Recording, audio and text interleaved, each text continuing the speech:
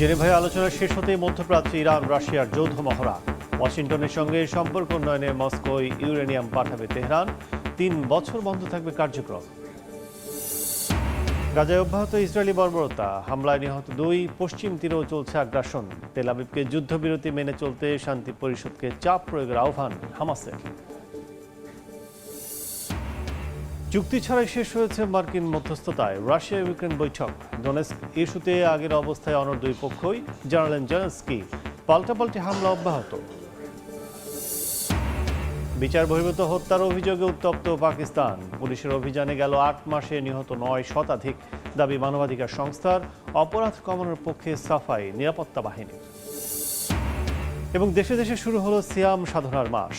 Indonesia ও পাকিস্তানের মসজিদে মসজিদে মুসল্লিদের তারাবির নামাজ আদায়। গাজায় ধ্বংসস্তূপের মধ্যেই ইফতার আয়োজন।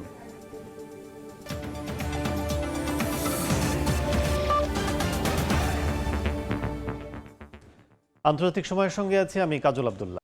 পরমাণু কর্মসূচি নিয়ে জেনেভায় ওয়াশিংটন তেহরানের বৈঠক শেষ হতে না হতেই মধ্যপ্রাচ্যে যৌথভাবে সামরিক মহড়া শুরু করেছে ইরান ও রাশিয়া।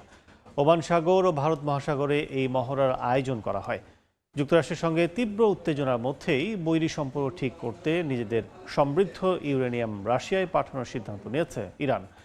আগামী ৩ বছরের জন্য ইউরেনিয়াম সমৃদ্ধকরণের কার্যক্রম বন্ধ রাখার বিষয়েও সাড়া দিয়েছে দেশটি, এমনটা জানিয়েছে মার্কিন গণমাধ্যম ওয়াল স্ট্রিট জার্নাল।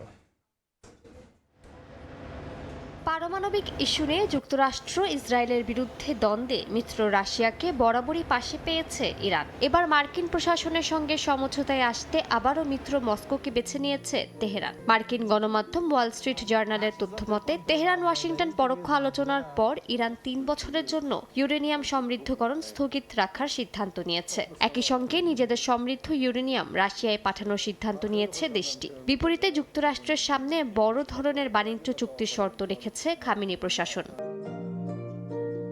প্রতিবেদনে আরও বলা হয়, রাশিয়ায় পাঠানো ইরানের সমৃদ্ধ ইউরেনিয়াম দিয়ে অন্তত 12টি বোমা বানানো সম্ভব। এর আগেও 2015 সালে প্রায় 11,000 কেজি ইউরেনিয়াম মস্কোতে পাঠিয়েছিল তেহরান। এদিকে জেনেভায় ইরান যুক্তরাষ্ট্র আলোচনা শেষ হওয়ার পরেই মস্কোকে নিয়ে যৌথ সামরিক মহড়া শুরু করছে তেহরান। ইরানি বার্তা সংস্থা ISN এর বরাত দিয়ে বার্তা সংস্থা AFP জানিয়েছে, ওমান সাগর এবং উত্তর ভারত মহাসাগরে ইরান ও রাশিয়ার যৌথ নৌ মহড়া অনুষ্ঠিত হবে। বন্দর আব্বাসে ইরানের সেনা ও নৌবাহিনীর যৌথ মহড়াও হবে। সামুদ্রিক হুমকি মোকাবিলা ও নিজেদের নিরাপত্তায় যৌথ পদক্ষেপের অংশ হিসেবে এই পদক্ষেপ নেওয়া হয়েছে। মালিহা সুহরওয়ার্দী, সময় সংবাদ। সিরিয়া থেকে প্রায় 1,000 সেনা প্রত্যাহারের প্রস্তুতি নিচ্ছে যুক্তরাষ্ট্র। দ্য ওয়াল স্ট্রিট জার্নালের খবরে বলা হয়েছে, আগামী 2 মাসের মধ্যেই তাদের ধাপে ধাপে ফিরিয়ে নেওয়া হতে পারে। গত সপ্তাহে যুক্তরাষ্ট্র নিশ্চিত করে ইরাক ও জর্ডান সীমান্ত ঘেঁষা সিরিয়ার দক্ষিণাঞ্চলের আল তানফ ঘাঁটি থেকে সেনাদের সরিয়ে নেওয়া হয়েছে। মার্কিন সেন্ট্রাল কমান্ড জানায়, এটি সেনাবাহিনীর কৌশলগত পুনর্বিন্যাসের অংশ। ইরানকে ঘিরে আঞ্চলিক সামরিক উপস্থিতি জোরদারের সঙ্গে এই সিদ্ধান্তের সরাসরি সম্পর্ক নেই বলেও দাবি তাদের।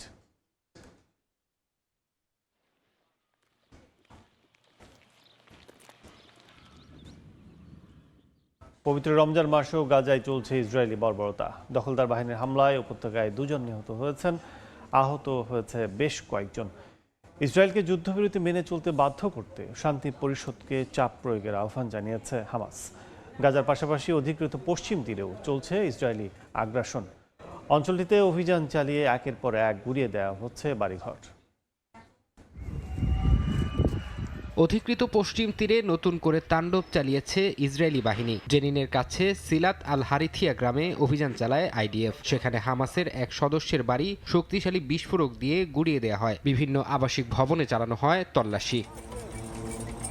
এদিকে গাজা উপত্যকায় বুধবারও অব্যাহত ছিল ইসরায়েলি ড্রোন হামলা ও গোলাবর্ষণ। গাজার উত্তরাঞ্চলে ধ্বংস হয়ে যাওয়া নিজের বাড়ির অবস্থা দেখতে যাওয়ার পথে ড্রোন হামলায় প্রাণ হারিয়েছে এক শিশু। এছাড়া খান ইউনিসের বানি সুহেইলা এলাকায় গুলিতে প্রাণ গেছে এক যুবকের। গাজার মধ্য ও দক্ষিণাঞ্চলেও দখলদার বাহিনীর হামলায় আহত হয়েছেন আরও বহু ফিলিস্তিনি। ইসরায়েলি হামলার চেয়েও ভয়াবহ হয়ে দাঁড়িয়েছে গাজার বর্তমান চিকিৎসা ব্যবস্থা। উপত্যকার 18,500 মুমূর্ষু রোগী জরুরি ভিত্তিতে বিদেশে উন্নত চিকিৎসা নেয়ার অপেক্ষায় থাকলেও গত আড়াই সপ্তাহে রাফা ক্রসিং দিয়ে মাত্র 260 জনকে বের হওয়ার অনুমতি দিয়েছে ইসরায়েল। এদিকে ট্রাম্পের উদ্যোগে গঠিত বোর্ড অব পিসের প্রথম সম্মেলনকে ঘিরে সরব হয়েছে হামাস। সংগঠনটির মুখপাত্র হাজেম কাশেম এক বিবৃতিতে বোর্ডের প্রতি আহ্বান জানিয়ে বলেছেন, তারা যেন অবিলম্বে ইসরায়েলকে যুদ্ধবিরতি লঙ্ঘন বন্ধ করতে বাধ্য করে। ফারহাদ চৌধুরী, সময় সংবাদ। মার্কিন মধ্যস্থতায় রাশিয়া ইউক্রেন শান্তি আলোচনা কোনো চুক্তি ছাড়াই শেষ হয়েছে। বুধবার জেনেভায় 2 ঘন্টার বৈঠক শেষে উভয় পক্ষই আলোচনায় অগ্রগতির দাবি করেছে। শান্তি আলোচনার মধ্যেও চলছে দুপক্ষের পাল্টাপাল্টি হামলা। বুধবার দোনেৎস্কে রুশ হামলায় নিহত হন অন্তত 2 জন। ইউক্রেনের দোনেৎস্কে বুধবার ব্যাপক হামলা চালায় রুশ সেনারা। তাদের ড্রোন হামলায় স্থানীয় একটি তাপবিদ্যুৎ কেন্দ্রের কয়েকজন কর্মী নিহত হওয়ার খবর পাওয়া গেছে। জাপোরিঝিয়া অঞ্চলে আরেক আক্রমণে নারী ও শিশুসহ কয়েকজন আহত হয়েছেন। এছাড়া এসব হামলায় বেসামরিক স্থাপনায় ক্ষয়ক্ষতির দাবি করেছেন স্থানীয় গভর্নর। জবাবে কুর্স্ক ও জাপোরিঝিয়া অঞ্চলে পুতিন বাহিনীর অবস্থান লক্ষ্য করে পাল্টা হামলা চালিয়েছে ইউক্রেন। গুলি ও ড্রোন হামলায় কয়েকজনের প্রাণহানির খবর পাওয়া গেছে। ক্রাসনোদর অঞ্চলে ইউক্রেনীয় বাহিনীর হামলায় একটি তেল শোধনাগারে ভয়াবহ আগুন ছড়িয়ে পড়ে। রুশ কর্তৃপক্ষের দাবি, কয়েক ঘন্টার চেষ্টায় আগুন নিয়ন্ত্রণে আনা সম্ভব হয়েছে। এদিকে চলমান যুদ্ধ বন্ধে যুক্তরাষ্ট্রের মধ্যস্থতায় ইউক্রেন ও রাশিয়ার মধ্যে 2 দিনব্যাপী শান্তি আলোচনা শেষ হয়েছে। বুধবার জেনেভায় বৈঠক মাত্র 2 ঘন্টা স্থায়ী হয়। আলোচনার বিষয়বস্তু বা কোনো বিষয়ে ঐকমত্য হয়েছে কিনা সে সম্পর্কে রাশিয়া ও ইউক্রেন কোনো পক্ষই বিস্তারিত কিছু জানায়নি। ইউক্রেনের প্রেসিডেন্ট ভলোদিমির জেলেনস্কি জানিয়েছেন, রক্তক্ষয়ী যুদ্ধ বন্ধে মার্কিন মধ্যস্থতায় কিছু অগ্রগতি হলেও ডোনেৎস্ক অঞ্চলের নিয়ন্ত্রণ এবং অধিকৃত ভূখণ্ডের ভাগ্য নিয়ে 2 পক্ষ এখনও অনড় অবস্থানেই আছে। ইউক্রেন ইস্যুতে ইউরোপের সঙ্গে রাশিয়ার বাড়তে থাকা উত্তেজনার মধ্যেই জার্মানিতে মহড়া চালিয়েছে ন্যাটো। বুধবারের এই মহড়ায় অংশ নেয় মিত্রবাহিনীর হাজার হাজার সেনা ও সামরিক যান। বাল্টিক সাগর অঞ্চলে রাশিয়ার হাইব্রিড যুদ্ধ এবং সমুদ্র তলদেশের অবকাঠামোতে হামলার হুমকি মোকাবিলায় এই শক্তি প্রদর্শন করা হচ্ছে। ফারহাদ চৌধুরী, সময় সংবাদ। ডিয়েগো গার্সিয়া হস্তান্তর না করতে যুক্তরাজ্যের প্রতি আহ্বান জানিয়েছেন মার্কিন প্রেসিডেন্ট ডোনাল্ড ট্রাম্প। তার দাবি, চাগস দ্বীপ মরিশাসের হাতে ছেড়ে দিলে তা বড় ভুল হিসেবে প্রমাণিত হবে। সামাজিক যোগাযোগ মাধ্যম ট্রুথ সোশ্যালে দেয়া পোস্টে ট্রাম্প বলেন, ডিয়েগো গার্সিয়া যুক্তরাজ্যের হাতছাড়া হলে তা হবে ওয়াশিংটন লন্ডনের সম্পর্কের জন্য কলঙ্ক। তিনি দাবি করেন, ভারত মহাসাগরে কৌশলগতভাবে গুরুত্বপূর্ণ চাগস দ্বীপ দীর্ঘমেয়াদী লিজে ছেড়ে দেয়া বড় ভুল। যদি এর আগে লন্ডনের পরিকল্পনাকে আনুষ্ঠানিকভাবে সমর্থন জানিয়েছিল মার্কিন পররাষ্ট্র মন্ত্রণালয়। ব্রিটিশ প্রধানমন্ত্রী কিয়ার স্টারমার বলেছেন, এই সমঝোতাই যৌথ মার্কিন ব্রিটিশ ঘাঁটির দীর্ঘমেয়াদী কার্যক্রম নিশ্চিত করবে। গেল 8 মাসে পাকিস্তানের পাঞ্জাব পুলিশ 900 জনের বেশি মানুষকে হত্যা করেছে। বিচার বহির্ভূত এমন হত্যার অভিযোগে উত্তপ্ত হয়ে উঠেছে দেশটি। মানবাধিকার সংস্থা হিউম্যান রাইটস অব পাকিস্তানের দাবি, আইন ভেঙেই চলছে অভিযান। যদিও পাঞ্জাব পুলিশের বিশেষ ইউনিট ক্রাইম কন্ট্রোল ডিপার্টমেন্টের দাবি, অভিযানের কারণে সম্পত্তি সংক্রান্ত অপরাধ 60% বেশি কমেছে। পাকিস্তানের পাঞ্জাবে শিয়া সুন্নি উত্তেজনা। বিভিন্ন শহর থেকে আল কায়দা ও অন্যান্য সশস্ত্র গোষ্ঠীর সদস্য গ্রেপ্তার কেন্দ্র করে একের পর এক সহিংসতার ঘটনা ঘটছেই। আর এসব অপরাধ কঠোর হস্তে দমন করতে নানা পদক্ষেপ নিচ্ছে পুলিশ বাহিনী। দেশটির শীর্ষ মানবাধিকার সংস্থা হিউম্যান রাইটস অব পাকিস্তান জানায়, 2025 সালের এপ্রিল থেকে ডিসেম্বর এই 8 মাসে পাঞ্জাবে অন্তত 924 জন নিহত হয়েছেন পুলিশের সঙ্গে বন্দুকযুদ্ধে। তাদের দাবি, এর বেশিরভাগই বিচার বহির্ভূত হত্যা। 670টির বেশি অভিযানের তথ্য সংগ্রহ করে এই প্রতিবেদন প্রকাশ করা হয়েছে। এই হত্যাকাণ্ডের কেন্দ্রবিন্দুতে পাঞ্জাব পুলিশের বিশেষ ইউনিট ক্রাইম কন্ট্রোল ডিপার্টমেন্ট বা সিসিডির নাম রয়েছে। পাঞ্জাবের মুখ্যমন্ত্রী মরিয়াম নওয়াজ শরীফের অধীনে গত বছর এপ্রিলে গঠিত হয় এই ইউনিট। লক্ষ্য ছিল সংগঠিত অপরাধ ও ডাকাতি দমন, কিন্তু গঠনের পর থেকেই বন্দুকযুদ্ধ বেড়ে যাওয়ার অভিযোগ উঠেছে। এইচআরসিপি বলছে, বেশিরভাগ এফআইআরে একই ধরনের বর্ণনা পাওয়া গেছে। রাতে সন্দেহভাজনদের থামাতে গেলে তারা আগে গুলি চালায়, পরে পুলিশ আত্মরক্ষায় গুলি করে। এতে একজন মারা যায়, বাকিরা পালায়। অনেক ক্ষেত্রে ভাষা একেবারে হুবহু মিলে গেছে, যাকে কপি পেস্ট বলে সন্দেহ করছে সংগঠনটি। অন্যদিকে সিসিডির দাবি তাদের অভিযানে সম্পত্তি সংক্রান্ত অপরাধ 60% বেশি কমেছে। তারা বলছে এটি ইন্টেলিজেন্স ভিত্তিক পুলিশিং। তবে মানবাধিকার কর্মীরা সতর্ক করছেন, অপরাধ দমন করতে গিয়ে যদি বিচার প্রক্রিয়া এড়িয়ে হত্যা করা হয় তাহলে আইনের শাসনই দুর্বল হবে। নাদিম মারজান, সময় সংবাদ। বিশ্বের বিভিন্ন দেশে পবিত্র রমজান মাসকে স্বাগত জানিয়েছেন মুসলমানরা। ইন্দোনেশিয়া, পাকিস্তানে প্রথম তারাবিতে অংশ নেন লাখো মানুষ, দোয়া করেন বিশ্ব শান্তির জন্য। অন্যদিকে গাজা ও ইরাকে প্রথম রোজা শেষে ইফতার করেছেন মুসলমানরা।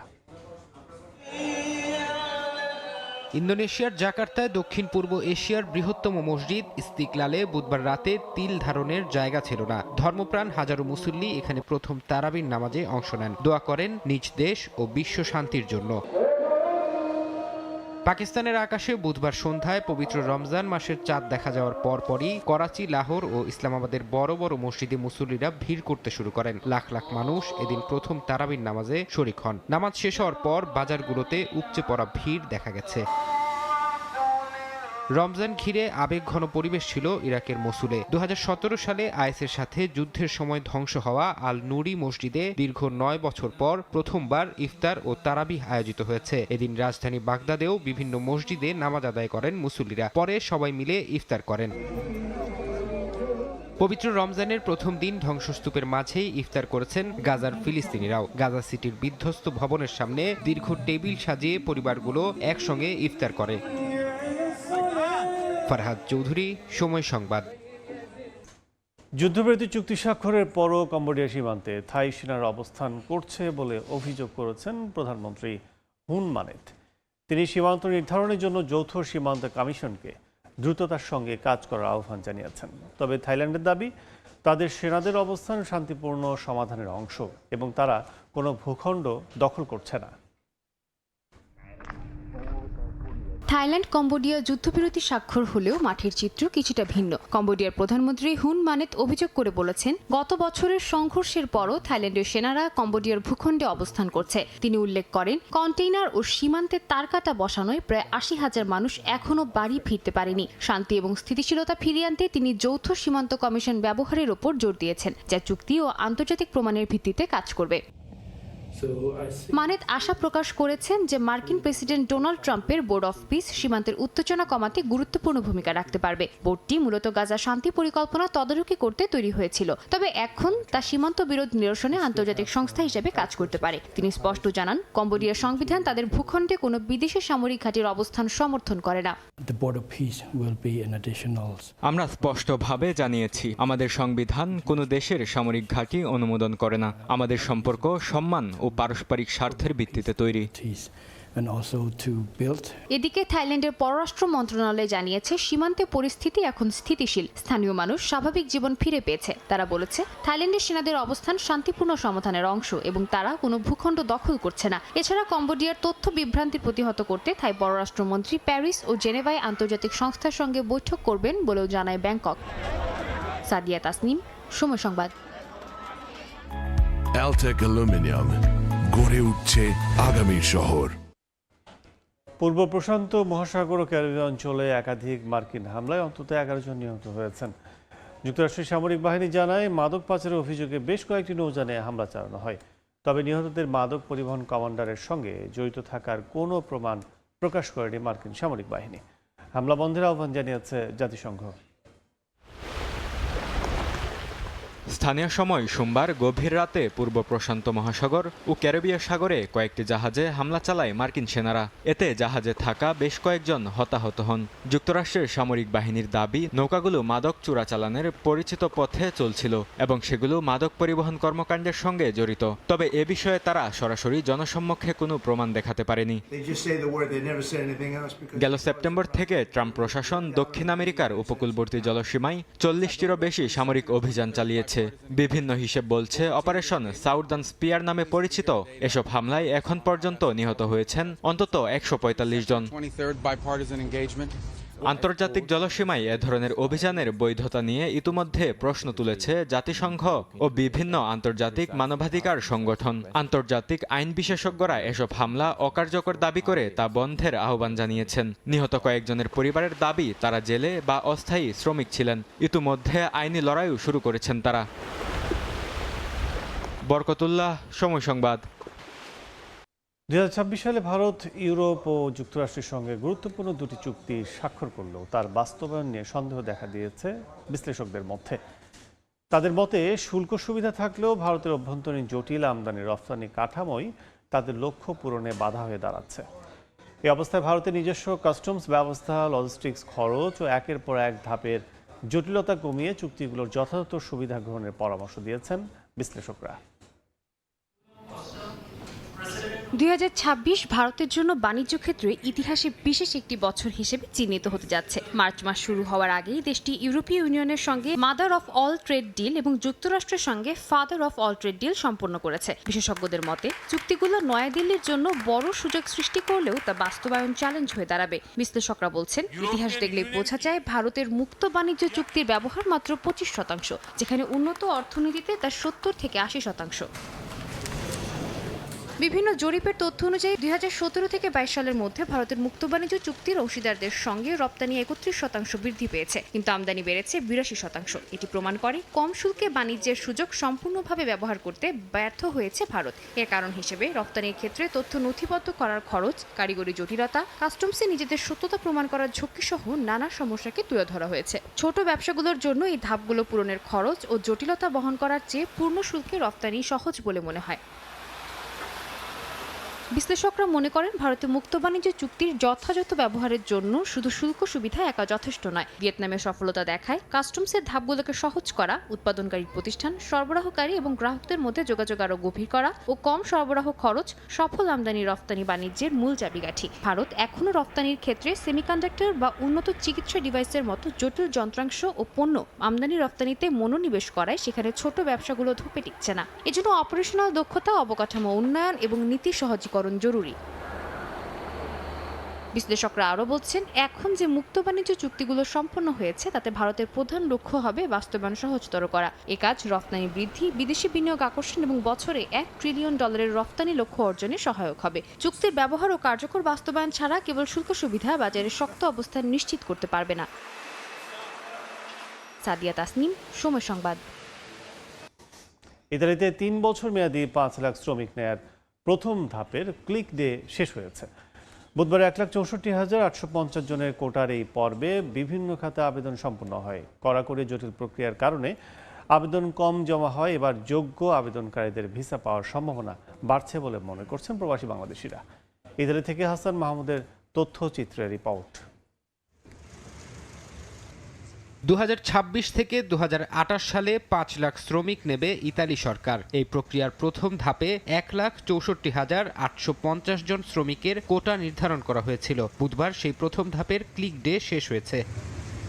এবারের 3 বছর মেয়াদী ভিসায় বিভিন্ন খাতে শ্রমিক ভাগ করে দেয়া হয়েছে। এর মধ্যে সিজনাল বা মৌসুমি কাজ, কৃষি ও পর্যটন খাতে 88,000, নন সিজনাল 76,200 এবং স্বনির্ভর কাজের জন্য 650 জন শ্রমিকের কোটা ছিল। 12 জানুয়ারি থেকে শুরু হয়ে 18 ফেব্রুয়ারি পর্যন্ত বিভিন্ন ধাপে এই আবেদনের সময়সীমা বা ক্লিক ডেগুলো অনুষ্ঠিত হয়। তবে শেষ দিনে ডোমেস্টিক বা গৃহস্থালী কাজের জন্য আবেদনের চাপ ছিল তুলনামূলক বেশি। ইমিগ্রেশন বিশেষজ্ঞরা বলছেন, এবার আবাসন সনদ বা রেসিডেন্স সংক্রান্ত কড়াকড়ি ও জটিল প্রক্রিয়ার কারণে অনেকেই আবেদন করতে পারেননি। যারা এই কঠিন ধাপগুলো পার করে আবেদনপত্র জমা দিয়েছেন তাদের ভিসা পাবার সম্ভাবনা অন্য যে কোনো সময়ের চেয়ে বেশি বলছেন প্রবাসী বাংলাদেশিরা। এবারের আবেদন প্রক্রিয়াটা খুব কঠিন ছিল এবং যারা সঠিক নিয়মে সঠিকভাবে আবেদন করতে পেরেছেন তারা অবশ্যই সাফল্যের মুখ দেখবেন। স্পন্সর ভিসার ক্ষেত্রে আপনার তুলনামূলকভাবে একটু সামান্য বেশি আবেদন জমা পড়েছে, যদিও আমরা এটাতে খুব খুশি। তবে ভিসা পাওয়ার এই সুযোগকে পুঁজি করে দালাল চক্র যেন সাধারণ মানুষকে বিভ্রান্ত করতে না পারে সেদিকে সতর্ক থাকার পরামর্শ দিয়েছেন সংশ্লিষ্টরা। এদিকে চলতি বছরের 31 ডিসেম্বরের মধ্যে পরবর্তী 1,65,000 শ্রমিকের জন্য আগাম ফর্ম পূরণ প্রক্রিয়াও শুরু হতে যাচ্ছে। সময় সংবাদ, ইতালি। সংযুক্ত আরব আমিরাতে দীর্ঘদিন ধরে চলা ভিসার সংকটে বিপাকে হাজারো প্রবাসী বাংলাদেশি। মধ্যপ্রাচ্যের এই সমৃদ্ধশালী দেশটিতে ভিসা জটিলতা নিরসন না হলে প্রায় ৩ লাখ প্রবাসীকে নিঃস্ব হাতে দেশে ফিরতে হতে পারে বলে আশঙ্কা করছেন সংশ্লিষ্টরা। ভিসা সংকট নিরসনে তাই নতুন সরকারকে উদ্যোগ নেওয়ার দাবি জানিয়েছেন প্রবাসীরা। দুবাই থেকে শিবলি আল সাদিকের রিপোর্ট।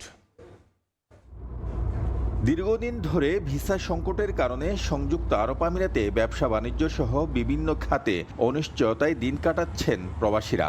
অনেকে ব্যবসা প্রতিষ্ঠান বন্ধ করে দিতে বাধ্য হয়েছেন। কেউ কেউ নতুন প্রতিষ্ঠান চালু করলেও ভিসা না পাওয়ায় বাংলাদেশি কর্মী নিয়োগ দিতে পারছেন না। ভিসা পরিবর্তনের সুযোগ না থাকা এবং লাইসেন্স ব্লক হয়ে যাওয়ায় অসংখ্য প্রবাসী কাজ হারিয়ে দেশে ফিরছেন। তাদের অভিযোগ, বিগত সরকারের সময় বিষয়টি নিয়ে প্রত্যাশা থাকলেও দৃশ্যমান অগ্রগতি হয়নি। তাই বর্তমানে নতুন প্রধানমন্ত্রী তারেক রহমানের কাছে এই বিষয়ে দ্রুত উদ্যোগ নেওয়ার দাবি জানাচ্ছেন তারা।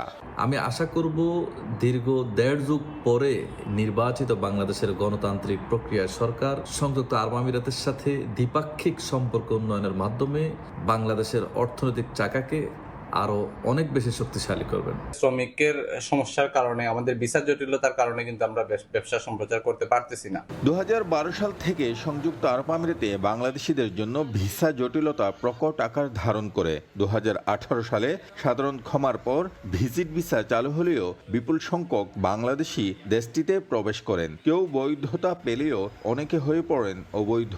২০২৪ সালের আগস্ট থেকে বাংলাদেশিদের জন্য ভিজিট ভিসা পুরোপুরি বন্ধ হয়ে যায়। বর্তমানে কার্যত নতুন কোনো ভিসা ক্যাটাগরিতেই বাংলাদেশিদের জন্য সুযোগ নেই বলে জানাচ্ছেন সংশ্লিষ্টরা। বড় কিছু কোম্পানিতে সীমিত আকারে সুযোগ থাকলেও সেটিও এখন প্রায় স্থবির। আমরা এক কোম্পানি থেকে আরেকটি কোম্পানি তো ভিসা চেঞ্জ করতে পারতেছি না, কিংবা নতুন কেউ নতুন ভিসা নিয়েও এদেশে স্বাভাবিক ভিসা লেবার ভিসায় আসতে পারতেছে না। আলোচনা একটু বৃদ্ধি করে এবং কূটনৈতিক তৎপরতা যদি বৃদ্ধি করে তাহলে আশা করা যায় যে আমরা এই পরিস্থিতি থেকে উত্তরণ হতে পারবো। প্রবাসীদের দাবি পূরণে চেষ্টা চলছে বলে জানিয়েছেন আমিরাতে নিযুক্ত বাংলাদেশের রাষ্ট্রদূত তারেক আহমেদ। আমাদের হাতে এখনো স্পেসিফিক কোনো খবর নাই, কোনো ইনফরমেশন নাই যে অমুক তারিখে করবে। আমি শুধুমাত্র এইটুকু বলতে পারি যে আমরা আমাদের সর্বোচ্চটা চেষ্টা করে যাচ্ছি। প্রবাসী বাংলাদেশিরা বলছেন, ভিসা সংকট নিরসন না হলে ব্যবসা বাণিজ্যে মারাত্মক ক্ষতি হবে এবং লাখ লাখ প্রবাসী আর্থিকভাবে ধ্বংসের মুখে পড়বেন। অনেকে নিঃস্ব হয়ে দেশে ফিরতে বাধ্য হতে পারেন। শিবলি আল সাদিক, সময় সংবাদ, সংযুক্ত আরব আমিরাত। ফ্রান্সের আসন্ন স্থানীয় পৌরসভা নির্বাচনে প্রতিদ্বন্দ্বিতা করছেন বেশ কয়েকজন বাংলাদেশি বংশোদ্ভূত প্রার্থী। ইভরিসুর সেইন এলাকা থেকে লড়ছেন ফ্রান্সের জাতীয় দলের সাবেক ক্রিকেটার জুবায়েদ আহমেদ। নির্বাচিত হলে অভিবাসীদের ভোটাধিকার নিশ্চিত সহ ক্রিয়া উন্নয়নে কাজ করার অঙ্গীকার করেছেন তিনি। এর মধ্যে ভোটের আনুষ্ঠানিক প্রচারণা শুরু হয়েছে। ফ্রান্স থেকে মোহাম্মদ লুৎফুর রহমান বাবুর রিপোর্ট।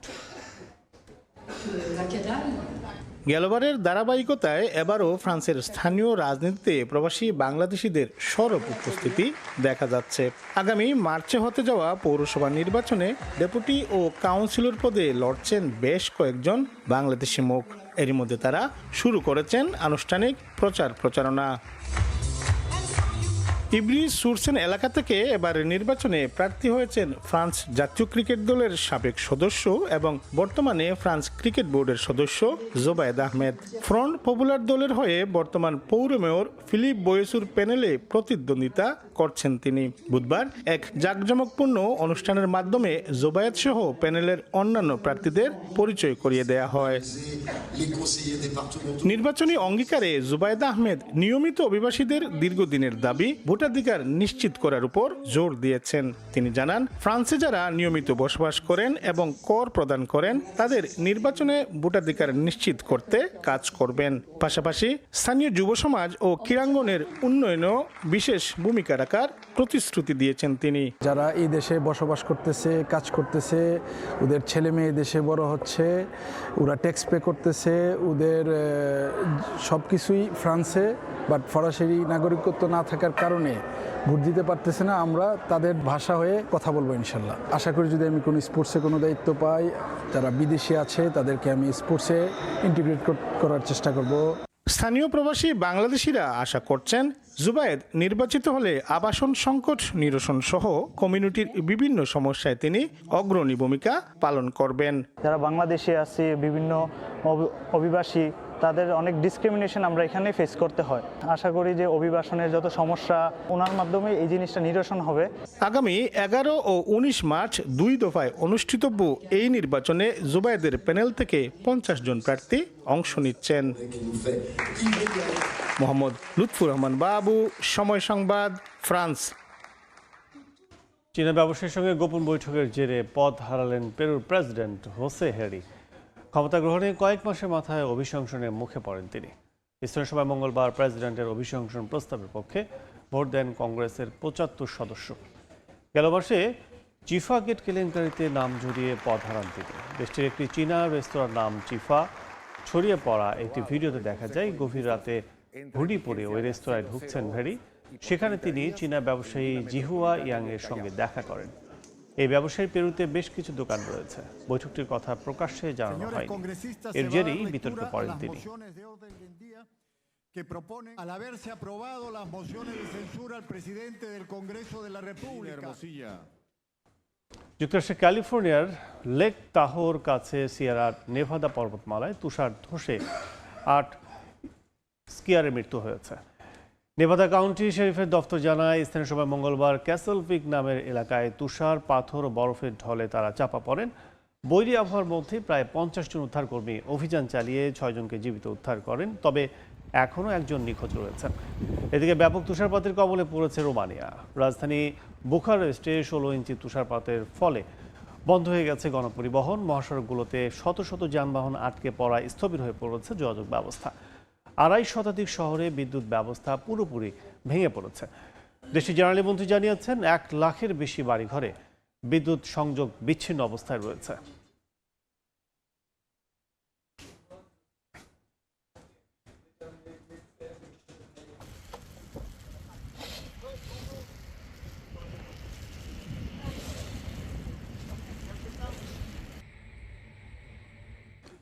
অস্ট্রেলিয়ায় ডাকাতি করতে গিয়ে ডাকাত নিজেই পুড়ে যান আগুনে। স্থানীয় সময় মঙ্গলবার দেশটির নিউ সাউথ ওয়েলসে এই ঘটনা ঘটে। পুলিশের প্রকাশিত সিসিটিভি ফুটেজে দেখা যায় আগুনে জ্বলতে জ্বলতে দোকান থেকে দৌড়ে পালাচ্ছেন ওই ডাকাত। আগুনের খবর পেয়ে ঘটনাস্থলে যায় পুলিশ। এরপর চেষ্টা চালিয়ে আগুন নিয়ন্ত্রণে আনা হয়। ভবনটির তেমন কোনো ক্ষয়ক্ষতি হয়নি, তবে দোকান থেকে একটি ক্যাশ রেজিস্টার চুরি হয়েছে বলে জানায় কর্তৃপক্ষ। এ ঘটনায় জড়িত সন্দেহে 2 জনকে খুঁজছে পুলিশ। এখনো পর্যন্ত কাউকে গ্রেফতার করা যায়নি।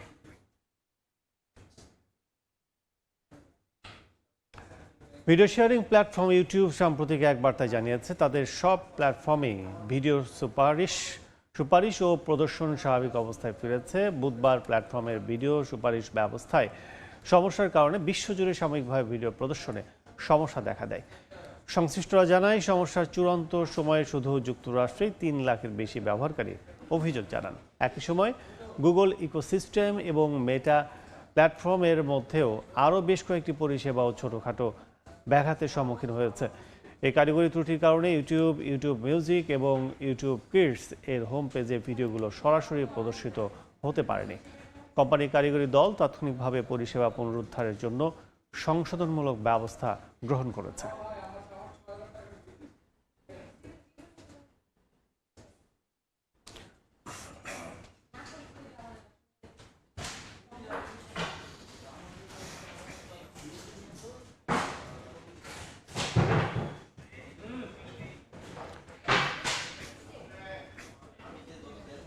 জাপানের ওসাকার বাণিজ্যিক ও সাংস্কৃতিক প্রাণকেন্দ্র দোতনবরি, যেখানে প্রতিটি দিনই যেন শুরু হয় উৎসবের আবহনে। নদীকেন্দ্রিক নগর পরিকল্পনা, আধুনিক বিনোদন ব্যবস্থা, ঐতিহ্যবাহী খাবার সংস্কৃতি এবং আলোকসজ্জায় ভরা রাত্রি জীবন, সব মিলে এটি শুধু একটি পর্যটন স্পট নয়, বরং ওসাকার প্রাণস্পন্দন। স্থানীয় বাসিন্দাদের নিত্যদিনের মিলন মেলা থেকে শুরু করে বিশ্বের নানা প্রান্ত থেকে যাওয়া পর্যটকদের পদচারণায় দিন রাত মুখর থাকে এই এলাকা। জাপান থেকে শাকিল মাহমুদের রিপোর্ট। মূলত দোতনবরী নদীকে ঘিরেই গড়ে উঠেছে দোতনবরী শহর। প্রায় 1.5 কিলোমিটার দীর্ঘ দোতনবরী রিভার ওয়াক। নদীর দুই তীর জুড়ে নির্মিত এই মনোরম পদচারণার পথ দিনে শান্ত ও আরামদায়ক পরিবেশ দেয়, আর সন্ধে নামলেই ঝলমলে আলোয় রূপ নেয় এক প্রাণবন্ত উৎসব মঞ্চে। নদীর পানিতে প্রতিফলিত নিয়ন আলোর ঝলমলে দৃশ্য, যা পর্যটকদের মুগ্ধ করে। এখানে হাঁটতে হাঁটতে দর্শনার্থীরা উপভোগ করেন শহরের সৌন্দর্য, সেতুর নকশা এবং নদীর স্নিগ্ধতা, যা একসঙ্গে তৈরি করে এক অন্যরকম অভিজ্ঞতা।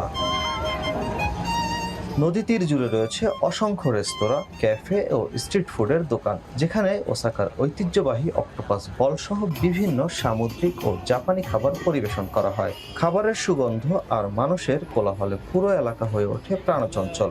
রাস্তার পাশে শিল্পীদের গান, বাদ্যযন্ত্রের সুর এবং বিভিন্ন পরিবেশনা এই স্থানকে রূপ দেয় এক উন্মুক্ত সাংস্কৃতিক অঙ্গনে। নদীর পাশে অবস্থিত বিখ্যাত গ্লিকো চলন্ত মানুষের সাইনবোর্ড, যা দোতনবরীর প্রতীক হিসেবে পরিচিত এবং পর্যটকদের জন্য জনপ্রিয় ছবি তোলার স্থান।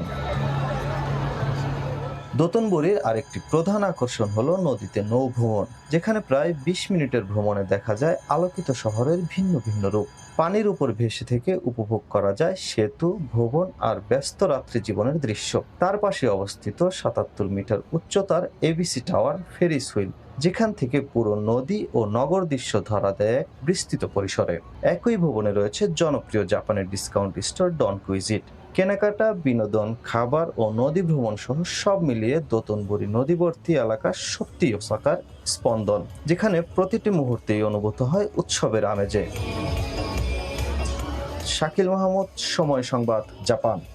আহত হয়ে নিজে নিজেই চিকিৎসা নিতে হাসপাতালে গেছে একটি বুনো পাখি। কাচের দরজায় ঠোঁট দিয়ে আঘাত করে কর্মীদের মনোযোগ আকর্ষণের চেষ্টা করেছে পাখিটি। জার্মানির এক হাসপাতালে ঘটেছে এমন ঘটনা। চিকিৎসা শেষে পাখিটিকে আবার বনে উন্মুক্ত করে দেয়া হয়। প্রতিদিনের মতোই কর্মব্যস্ত দিন পার করছিলেন জার্মানির একটি হাসপাতালের কর্মীরা। তখনই এক অপ্রত্যাশিত ঘটনার সাক্ষী হন তারা। দেখেন হাসপাতালের কাচের দরজায় ঠোঁট দিয়ে আঘাত করে মনোযোগ আকর্ষণের চেষ্টা করছে একটি বন্য পাখি। প্রথমে কেউ লক্ষ্য না করলে পাখিটি দ্বিতীয় আরেকটি দরজায় কড়া নাড়তে থাকে। তখনই তারা বুঝতে পারেন ঠোঁটে বড়শির আঘাত নিয়ে তাদের দ্বারস্থ হয়েছে বন্য পাখিটি। একটি কর্মোরান্ট আসলেই আমাদের কাছে সাহায্য চাইতে এসেছে। পাখিটি সচেতনভাবে আমাদের জরুরি কক্ষে এসে তার ঠোঁট দিয়ে জানালায় ঠোকাঠুকি করার চেষ্টা করছিল। পরে আমরা বুঝতে পারি এটি চিকিৎসাগত সমস্যায় ভুগছিল। দায়িত্বে থাকা নার্স ও তার সহকর্মীরা লক্ষ্য করেন পাখিটির নিচের ঠোঁটে মাছ ধরার বড়শি আটকে আছে। তৎক্ষণাৎ খবর দেয়া হয় বন্যপ্রাণীর সাথে পরিচিত জরুরি ফায়ার সার্ভিস ইউনিটকে। তারা পাখিটিকে শান্তভাবে ধরে চিকিৎসার জন্য প্রস্তুত করেন। আমরাও বুঝতে পারছিলাম না কি করতে হবে। আমরা প্রথমে পুলিশের কাছে ফোন করার কথা ভেবেছিলাম, পরে অ্যাম্বুলেন্স সার্ভিসের সঙ্গে পরামর্শ করে সিদ্ধান্ত নিয়েছিলাম আগে ফায়ার ব্রিগেডকে ডাকা হবে। ফায়ার ব্রিগেড সঙ্গে সঙ্গেই চলে আসে। 10 মিনিটের মধ্যেই তারা আমাদের সঙ্গে জরুরি বিভাগে উপস্থিত হয়। চিকিৎসা সম্পন্ন করার পর পাখিটিকে আবার বনে ছেড়ে দেওয়া হয়। আহত প্রাণীটিকে সাহায্য করার সুযোগ পেয়ে উচ্ছ্বাস প্রকাশ করেন কর্মীরাও। মানবসৃষ্ট সমস্যায় বন্যপ্রাণীর আহত হওয়ার বিষয়টিকে গুরুত্ব সহকারে দেখছে স্থানীয় কর্তৃপক্ষ। বরকতুল্লাহ, সময় সংবাদ। ইমরান খান পাকিস্তানকে বিশ্ব মানচিত্রে পরিচয় করিয়েছেন, সেটা বিশ্বকাপ জয় করে এবং প্রধানমন্ত্রী হয়ে। তাই তার সঠিক চিকিৎসা পাওয়া উচিত, এমনটা মন্তব্য করেছেন ভারতের সাবেক অধিনায়ক সৌরভ গাঙ্গুলি। সাবেক অধিনায়করা যে চিঠি দিয়েছেন তাতে সমর্থন জানিয়েছেন প্রিন্স অফ ক্যালকাটা। ইমরান খানের দ্রুত সুস্থতা কামনা করেছেন সৌরভ। পাকিস্তান ক্রিকেটে ইমরান খান এক অবিচ্ছেদ্য নাম, যার হাত ধরে দেশটি প্রথমবার স্বাদ পেয়েছে বিশ্বকাপ জয়ের। অক্সফোর্ড গ্র্যাজুয়েট ইমরান খান তখন ছিলেন ক্রিকেট বিশ্বের আইকন, যার স্টাইল অনুকরণ করতেন তরুণরা। সময়ের পরিক্রমায় যোগ দিয়েছেন রাজনীতিতে, হয়েছিলেন পাকিস্তানের প্রধানমন্ত্রীও, যে কারণে কঠিন সময়ের মধ্য দিয়ে যেতে হচ্ছে পাকিস্তানের সাবেক অলরাউন্ডারকে। দীর্ঘ সময় ধরে আছেন কারাগারে। কদিন আগে খবর চাওয়া হয়েছিল মারা গেছেন ইমরান খান, তবে মারা না গেলেও কঠিন শারীরিক অবস্থার মধ্য দিয়ে যাচ্ছেন বিশ্বকাপ জয়ী অধিনায়ক। স্থানীয় গণমাধ্যমের খবরে জানা যায় এক চোখের আলো হারিয়ে ফেলছেন ইমরান খান, যে খবর শুনে বিশ্বের বিভিন্ন দেশের সাবেক 14 অধিনায়ক পাকিস্তান সরকারের কাছে চিঠি দিয়েছেন তার সঠিক চিকিৎসার ব্যবস্থা করতে। অধিনায়কের এমন অবস্থায় চরম শত্রু মুখ বন্ধ করে রাখেনি। ভারতের সাবেক অধিনায়ক সৌরভ গাঙ্গুলিও একই দাবিতে এগিয়ে এসেছেন, পাকিস্তানকে বিশ্ব দরবারে পরিচয় করিয়ে দিতে যার এত অবদান তার কেন এমন দশা হবে। অধিনায়করা যা করে আসছেন তা ঠিক করেছেন। ইমরান খান পাকিস্তানকে বিশ্ব মানচিত্রে পরিচয় করিয়েছেন বিশ্বকাপ জয়ের মাধ্যমে এবং প্রধানমন্ত্রী হওয়ার মধ্য দিয়ে। তিনি কিংবদন্তি। অবশ্যই তার সুচিকিৎসা পাওয়া উচিত। রাজনীতি ভিন্ন বিষয়, কিন্তু সুচিকিৎসা তো পাওয়া উচিতই। আমি আশা করব পাকিস্তান সরকার তার সঠিক চিকিৎসার ব্যবস্থা করবেন। পাকিস্তানের বর্তমান ক্রিকেট নিয়েও কথা বলেন সৌরভ গাঙ্গুলি। প্রথম ম্যাচে ভারতের কাছে ধরাশয়ী হয়েছে পাকিস্তান। এই বিশ্বকাপে পাকিস্তানের সঙ্গে ভারতের আর দেখা হবে কিনা সে বিষয়েও মত দেন গাঙ্গুলি। পাকিস্তান ক্রিকেটের গৌরবময় অতীত আছে, যেখানে জাভেদ মিয়াঁদাদ, ওয়াসিম আকরাম, শোয়েব আখতার, ইনজামামরা খেলতো। সাময়িক খারাপ সময় যাচ্ছে, তবে তারা ঘুরে দাঁড়াবে। এই বিশ্বকাপে আবার দেখা হতে হলে আগে পাকিস্তানকে ভালো খেলতে হবে। পরবর্তী ম্যাচগুলোতে পাকিস্তানকে চাপ না নিয়ে নির্ভরভাবে খেলার পরামর্শ দিলেন ভারতীয় সাবেক অধিনায়ক। তারেক হাসান শিমুল, সময় সংবাদ। আন্তর্জাতিক সময় শীর্ষ সংবাদগুলো জানিয়ে দিচ্ছে আরেকবার। জেনেভায় আলোচনা শেষ হতে মধ্যপ্রাচ্যে ইরান রাশিয়ার যৌথ মহড়া। ওয়াশিংটনের সঙ্গে সম্পর্ক উন্নয়নে মস্কো ইউরেনিয়াম পাঠাবে তেহরান। 3 বছর বন্ধ থাকবে কার্যক্রম। গাজায় অব্যাহত ইসরায়েলি বর্বরতা, হামলায় নিহত 2। পশ্চিম তীরেও চলছে আগ্রাসন। তেল আবিবকে যুদ্ধবিরতি মেনে চলতে শান্তি পরিষদকে চাপ প্রয়োগের আহ্বান হামাসের। এবং চুক্তি ছাড়াই শেষ হচ্ছে মার্কিন মধ্যস্থতার রাশিয়া ইউক্রেন বৈঠক। ডোনেস্ক ইস্যুতে আগের অবস্থায় অনড় 2 পক্ষ, জানালেন জেলেনস্কি। পাল্টাপাল্টি হামলা অব্যাহত।